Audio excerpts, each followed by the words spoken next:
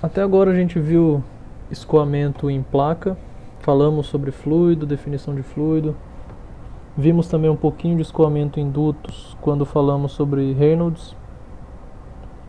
Inclusive no experimento que nós fizemos era num fluido fechado e um duto fechado, mas a gente vai dar um zoom um pouco maior no tubo para ver como se comporta o fluido lá de uma maneira um pouco mais microscópica.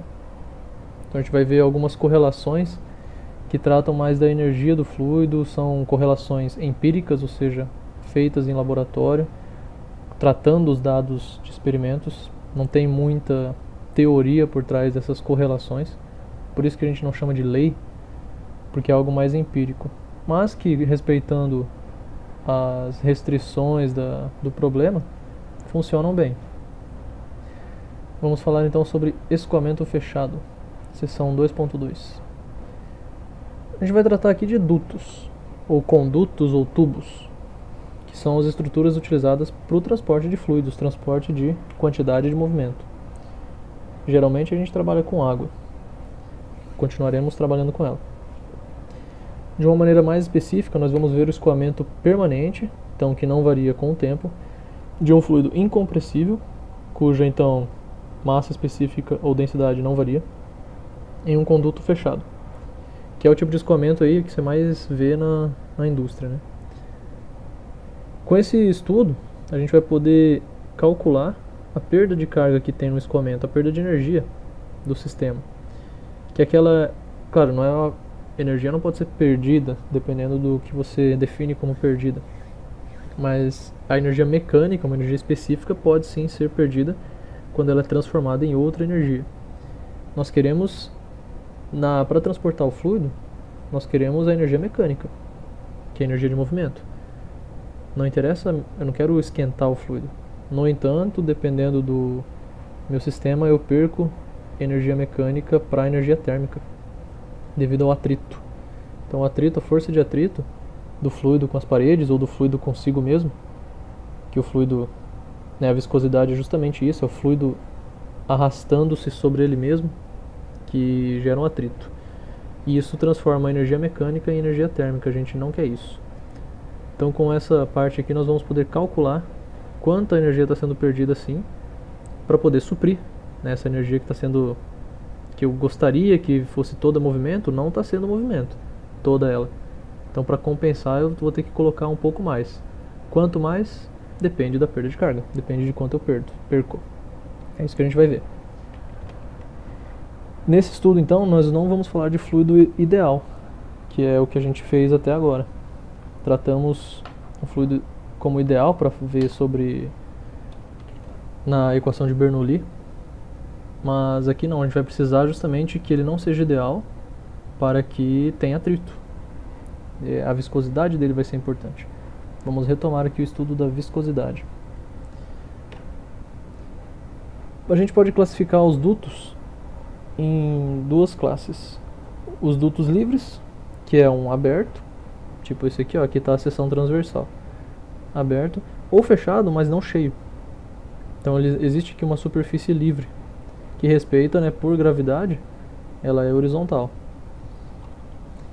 Isso aqui é um tubo livre. Do contrário, um tubo forçado é um tubo cheio. Ele é fechado e cheio. Então toda a seção transversal dele está sendo usada pelo fluido. Ou seja, o fluido está em contato, o máximo contato possível com a parede. Aqui não. Aqui o perímetro molhado, que a gente vai ver, o perímetro que tem contato com o fluido, é só essa parte aqui, esse arco. Esse aqui não está molhado. Esse de cima. Aqui não, tudo é molhado. Agora a gente vai ver também, por exemplo, dutos que não são necessariamente circulares. Por isso é importante definirmos o raio e o diâmetro hidráulico. Isso aqui nada mais é o seguinte, vai ser uma medida, existe também para circulares, a gente vai ver, mas é especial para tubos que não são circulares.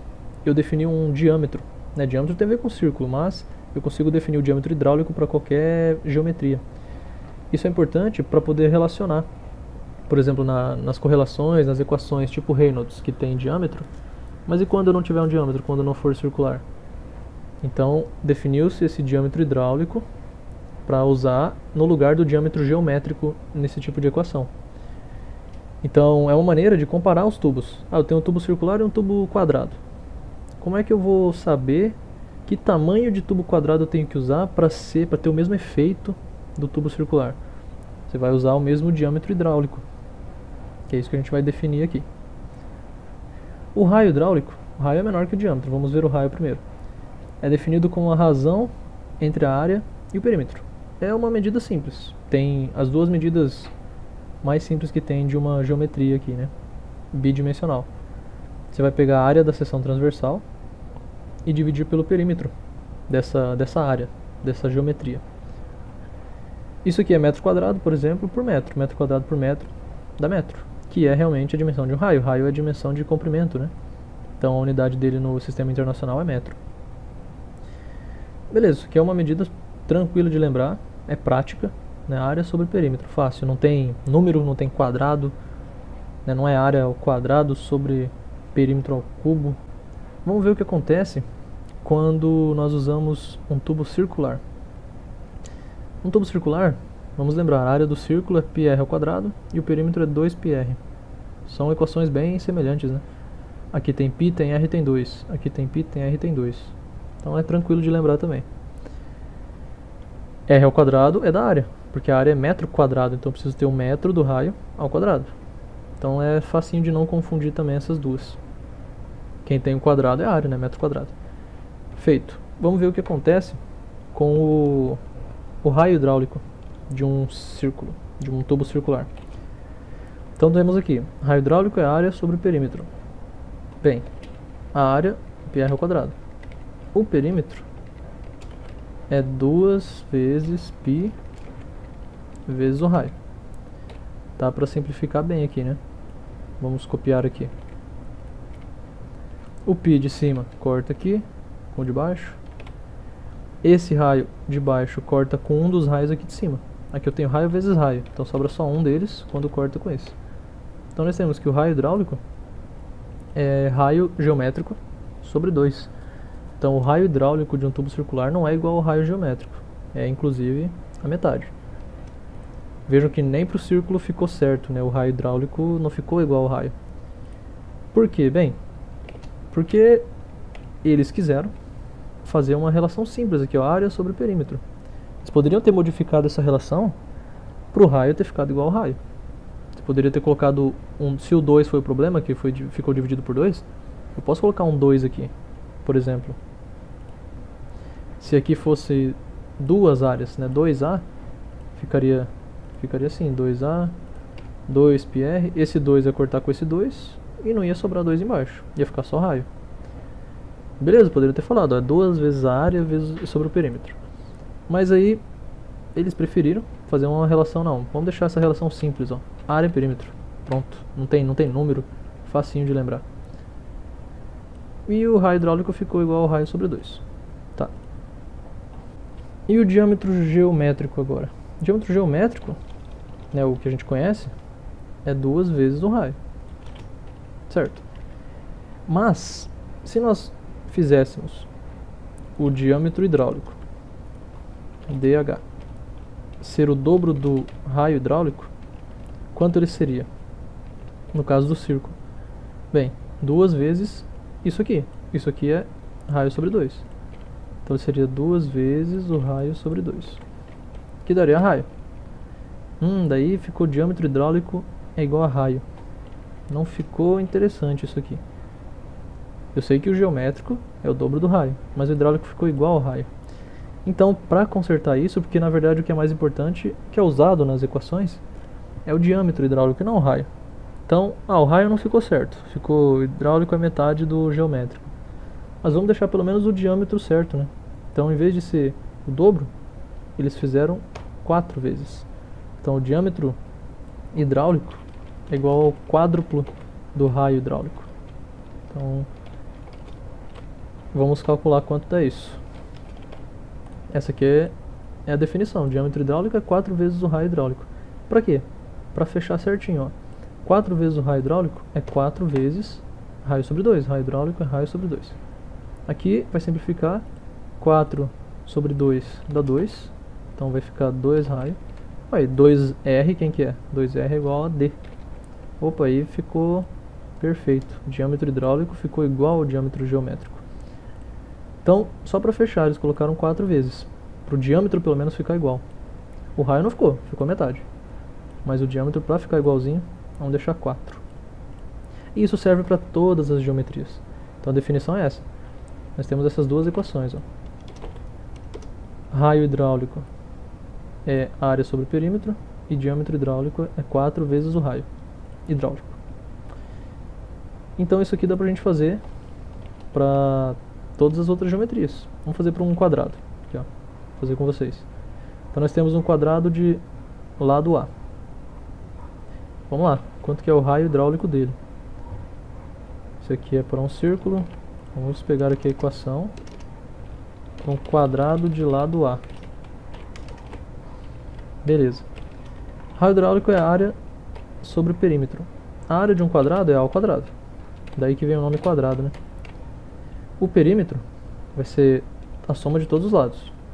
A mais A mais A mais A são 4 lados, que é um quadrado. Então vai ficar 4A. A ao quadrado sobre 4A. Isso aqui dá pra gente simplificar. O 4 continua embaixo, não corta com ninguém. Mas um A desses dois A que tem aqui, A ao quadrado, vai cortar com esse e vai sobrar A em cima. Então o raio hidráulico de um quadrado é o lado sobre 4. E o diâmetro? Bem, o diâmetro é 4 vezes o raio hidráulico. 4 vezes o raio hidráulico. Então vamos lá. Quanto é o raio hidráulico? A sobre 4. O 4 corta com 4, de cima e embaixo. Sobra só A. Então o diâmetro hidráulico, aqui ó, o diâmetro desse quadrado aqui, o hidráulico é como se fosse simplesmente o lado, é A. Então é como se fosse um círculo aqui, né, o diâmetro que vai dessa ponta até essa outra ponta. Um círculo aqui, ó, por exemplo. Esse aqui é o diâmetro. Para um quadrado ficou igual, o diâmetro hidráulico. E eles viram que o efeito não muda muita coisa. Eu posso usar o mesmo valor, supondo que esse lado aqui é um diâmetro. A gente mostrou que a relação fornece diâmetro hidráulico é simplesmente igual ao lado. Aqui nós temos outras geometrias. Então dá para provar. Aqui nós temos o círculo, o quadrado. Tá lá, ó, o raio hidráulico. Nós descobrimos que é o raio sobre 2 ou o diâmetro sobre 4, dá na mesma, já que o diâmetro é metade do raio. E o diâmetro hidráulico fecha certinho. É igual ao diâmetro. O quadrado nós vimos que o raio é A sobre 4 e o diâmetro é A. Para um retângulo a gente até vai usar isso aqui daqui a pouco. A área é A vezes B, o perímetro é o dobro de A mais B. E aí se jogar na relação dá isso aqui para o raio e isso aqui para o diâmetro. Um triângulo equilátero, é um triângulo regular, tem de lado A área é isso aqui. Dá para fazer por Pitágoras isso. O perímetro é 3A, A mais A mais A. É um triângulo. O que fornece o raio hidráulico isso e o diâmetro hidráulico isso. Então, e se for alguma geometria que não tem fórmula pronta? Para aí que está o cálculo também. Você consegue calcular a área de qualquer figura aí tendo a função dela, né? Nós aprendemos a fazer isso no cálculo. Então vamos aplicar isso aqui num retângulo. Qual é a área, o perímetro molhado, o raio hidráulico e o diâmetro hidráulico de um duto retangular com lados A e B? Um lado vale 30 centímetros, o outro 15. Não interessa se o maior é o que está vertical, horizontal, não faz diferença. Então a área A vezes B, né, de um retângulo é um lado vezes o outro. 30 vezes 15, isso aqui vai dar 450 centímetros quadrados. Preciso passar para metro? Não, se ele não pediu em metro, não precisa. Tem que se lembrar que se você usou em centímetro, vai ter centímetro ao quadrado. E o perímetro? Bem, o perímetro é o dobro de A mais B. Porque é um lado mais o outro, mais um lado mais o outro. A mais B mais A mais B. Isso é A mais B duas vezes, né? A mais B, A mais B. Então é 2 vezes A mais B, que vai dar 2 vezes 30 mais 15. 2 vezes 45, 90 centímetros não é quadrado, porque eu não estou multiplicando lados, eu estou somando lados. Ele não muda de dimensão para o quadrado. Beleza, tenho a área, tenho o perímetro. O que é o raio hidráulico que ele pede? Esse aqui é o perímetro molhado, supondo, ele não falou aqui, imagino. Não falou, mas supondo que seja um escoamento forçado, um tubo forçado, que ele está cheio.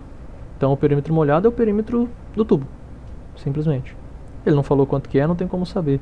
Se ele falasse assim, 80% da altura do tubo está com fluido, aí é só multiplicar, né, ver quanto que dá 80% da altura e ver o que acontece com o perímetro. Daí a gente trocaria esses valores aqui, não seria a altura inteira. Aí teria que saber qual que é a altura, se é o A ou se é o B, né? Como é que tá esse tubo aí, tá em pé, tá deitado? Aí isso é importante. Mas ele tá cheio, então esse é o perímetro molhado. O raio hidráulico é área sobre perímetro. Temos a área 450, temos o perímetro 90. Isso aqui dá 45 sobre 9, que é simplesmente 5 centímetros. Porque aqui está centímetro quadrado, aqui está centímetro, corta, fica centímetros, não é metro. E o diâmetro hidráulico é simplesmente 4 vezes isso, 20 centímetros. Tá aí. Então fizemos para um tubo quadrado. Então esse tubo é como se ele fosse, né, ele vai ter o mesmo efeito que a gente vai calcular de perda de carga, como se ele fosse um tubo circular de 20 centímetros de diâmetro. Ele ser 30 por 15. É como se ele tivesse 20 centímetros de diâmetro para os efeitos que nós queremos. Próximo exercício. Temos água que escoa com velocidade de 4 metros por segundo através de um duto fechado retangular com uma área que tem os lados 10 e 30, parecido com a outra, que era 15 e 30. Calcule o número de Reynolds para esse escoamento. Então vamos lembrar o que é o número de Reynolds. É um número adimensional, não tem dimensão, que relaciona efeitos inerciais com efeitos viscosos. Então isso aqui tem a ver com a massa, com a força da velocidade do fluido. Temos velocidade, temos aqui a massa específica e a viscosidade dele. Isso aqui é o Reynolds para um duto circular. Tem até o diâmetro do tubo, mas não é circular. Então no lugar do diâmetro eu vou usar diâmetro hidráulico. Pronto, agora eu posso calcular o Reynolds para um tubo que não é circular, só usando essa relação aqui. Nós temos água. A água é o ρ de massa específica é 1000 kg por metro cúbico. A viscosidade é 10 a menos 3 no SI, Pascal vezes segundo. Isso aqui nós já usamos esses valores. A velocidade, vamos lá, ele deu em metro por segundo já. Maravilha. Sistema internacional, 4. E o diâmetro hidráulico? É isso que está faltando. Vamos calcular o diâmetro hidráulico. Podemos até pegar a fórmula pronta lá da tabela. A tabela fornece isso aqui, essa relação do diâmetro hidráulico. Então vamos substituir. Ele falou que um vale 10, outro vale 30. Não interessa qual é qual. Aqui, ó. Um é 10, outro é 30. 10, 30. Aqui 10, aqui 30. Feito. 2 vezes 10 é 20. Vezes 30 dá 600. 10 mais 30, 40. 600 sobre 40 vai cortar um zero aqui. 600 sobre 4 é 15. 15 centímetros. Deixa eu ver, a gente usou em centímetros, né? 10 centímetros, 30 centímetros. Então esse diâmetro vai dar em centímetros. Vamos transformar para metro, porque agora eu quero jogar na equação aqui, tá tudo no SI. Então vai ser 0,15 metros. Feito. Venho aqui e jogo no lugar do diâmetro hidráulico 0,15. Tudo em metro. Aqui eu tenho 4 vezes 0,15 dá 0,60, 0,6. Vezes, aí eu tenho uma divisão de potências com a mesma base, né? 10 a 3, 10 a menos 3. Eu vou manter a base e subtrair os expoentes, é uma divisão. Então eu vou fazer 3 menos menos 3, ou seja, 3 mais 3, 6. Para transformar em notação científica, eu desloco essa vírgula para a direita, para ficar 6, e eu, em compensação, diminuo o expoente. Então isso aqui vai dar 6 vezes 10 na quinta, ou seja, 600 mil, o que? Nada. Reynolds é adimensional. 600 mil, ele mostra se é turbulento ou não. Lembre-se que para um duto, nós temos os seguintes limites de regime do escoamento. Ele é laminar quando é menor ou igual a 2000, transitório até 2400 e turbulento depois de 2400. Para um duto não circular, os limites são os mesmos, que a gente já tinha visto. Então, com certeza, aquele regime lá é turbulento, porque é 600 mil. Vamos ver agora um conceito importantíssimo, teórico, de camada limite. Considere primeiro uma placa plana. Aqui nós temos a placa, voltamos para a placa, não é mais um duto. O fluido está aqui em cima. É colocado paralelamente ao fluxo. O fluido possui, aqui fora da placa, uma velocidade máxima, U0, que permanece aqui quando ele entra em contato com a placa, mas não permanece em toda a área dele, em toda essa seção transversal.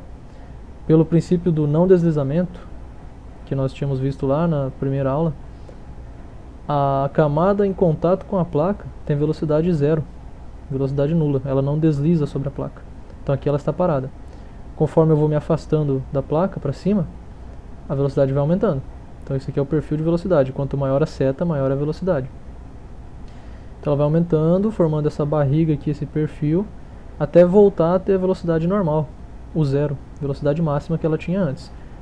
É como se essa camada aqui a partir do A para cima, não sentisse ainda que entrou em contato com uma placa. Quem sentiu foi mais quem está embaixo aqui. Vai crescendo. Vejam que aqui até o A, essa altura pequena aqui é que sentiu o efeito da placa, pela viscosidade. Essa camada que está parada freou essa camada de cima, que freou essa, que foi freando, mas o efeito foi se perdendo ao longo da altura. Conforme eu caminho pela placa, eu vejo novamente, claro que aqui está zero, velocidade nula, e vai aumentando, só que até chegar na velocidade U0, a máxima, velocidade longe da placa, demorou um pouco mais. Vejam que aqui na altura A, eu não tenho mais a velocidade máxima que eu tinha antes. Eu precisei da altura até B para voltar até a velocidade normal. E conforme eu vou me afastando de novo pela placa, vai aumentando essa altura. Então, leva um tempo para essas camadas mais distantes da placa sentirem o efeito da placa, mas elas acabam sentindo. Então aqui nós temos o efeito viscoso, do fluido. Então aqui nós temos um gradiente de velocidade. Gradiente é a variação de velocidade, é um perfil, um desenvolvimento de velocidade. Essa região que tem o gradiente é a camada limite. A camada limite, então, é a região do fluido em que existe um gradiente de velocidade, onde então os efeitos viscosos são importantes. Aqui, nessa região fora da camada limite, que é a região do fluido livre, é como se ela não tivesse na placa, ou é como se o fluido não tivesse viscosidade, porque não foi capaz de frear essas camadas superiores. E essa camada limite a gente observa, então, por exemplo, ela é baixinha aqui e foi aumentando, conforme eu fui caminhando pela placa, a partir do bordo de ataque, que é o início dela. Então é como se ela começasse aqui, camada limite, e fosse aumentando mais ou menos com esse perfil assim. Ela pode dar um salto às vezes, ainda mais se vira turbulento o escoamento a partir de certo instante. Existe um perfil então que mostra como varia a camada limite, a espessura da camada limite. Aqui é uma espessura menor e vai aumentando. É justamente o que mostra essa figura. Aqui é só para o regime laminar. No laminar, então, ele é contínuo, bonitinho, não tem nenhum salto diferente. Então nós temos aqui a espessura da camada limite, que vai aumentando com x, o L, e acima dela o fluido livre, que a velocidade é constante, que é sempre aquele U0. Aqui no fluido livre, como eu falei, é como se o fluido não fosse viscoso, porque a viscosidade do fluido não alterou nada para essa região aqui, acima da camada limite. Então, nessa região a gente pode dizer que o escoamento é não viscoso, ou invícido. Invícido, assim ó, invícido. Ele é não viscoso. Porque o efeito da viscosidade lá é desprezível. Não freou aquelas camadas, então é como se nem tivesse viscosidade. Nós tínhamos visto o número de Reynolds para um tubo. Inclusive, aprendemos agora a calcular para um tubo não circular.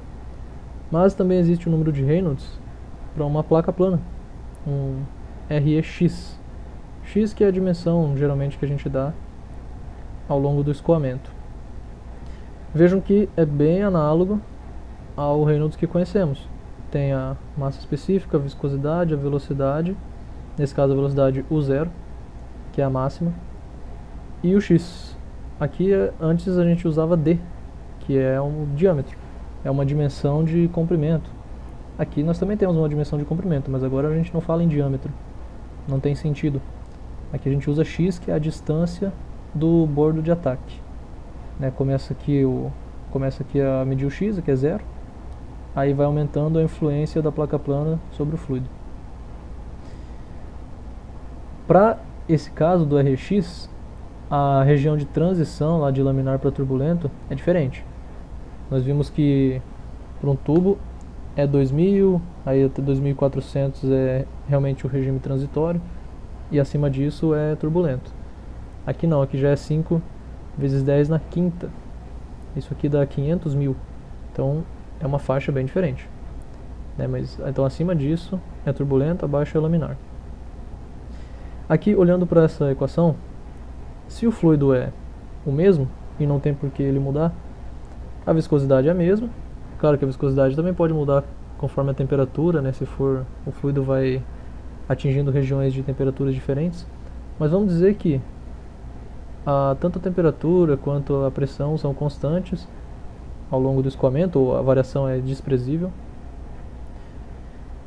E tal que a densidade e a viscosidade são constantes ao longo do escoamento. O zero é a velocidade lá no início, ela não muda. Inclusive se a gente considerar um regime permanente. O permanente não muda nada com o tempo. E esse U0 não é a velocidade no espaço. A velocidade aqui é menor que aqui, porque aqui o fluido está livre. Aqui ele está sendo freado, aqui é zero inclusive, Mas a gente está falando do U0, que é a velocidade aqui. É o fluido que está em toda essa região, do fluido livre. Então isso aqui não muda, isso aqui não muda, isso aqui não muda. O único que muda é o X, conforme eu caminho, justamente o que eu mudo é X. Então o Reynolds vai aumentando. Aqui no X igual a zero, o Reynolds é zero. Não sofreu, não começou ainda a influência. Depois eu vou aumentando o X, vai aumentando o Reynolds. E aumentar o Reynolds então significa que eu estou chegando perto da turbulência. Se eu alcançar esse valor, eu chego no regime turbulento, no escoamento turbulento. E onde acontece isso, a gente chama de ponto crítico. É o X crítico. Por exemplo, pode ser aqui. Se for aqui pode ser o X crítico, que foi aumentando o Reynolds, aumentando. E a partir daqui começa a ser um escoamento turbulento. Esse X crítico dá pra gente calcular. É só isolar o X. Então vamos pegar essa equação daqui. Essa equação do Reynolds. Vou copiar. Quando o Reynolds for 5 vezes 10 na quinta, o que eu tenho é justamente o X crítico. É onde passa de laminar para turbulento. Para eu encontrar quanto vale isso, basta eu isolar o X crítico. Então eu vou passar tudo para o outro lado. Esse μ vai passar multiplicando. Vou deixar tudo aqui desse lado. E os outros aqui vão passar dividindo esse ρ com o zero. Então vou deixar tudo em cima aqui, pode ser só esse. ρ com o zero vai passar para lá. Sobrou só X crítico. Pronto. Agora só vou passar esse aqui para o outro lado. Tá lá, nós temos uma equação que mostra onde, numa placa plana, o regime passa de laminar para turbulento, com as características do fluido. Com isso a gente finaliza essa aula, mas não esse capítulo.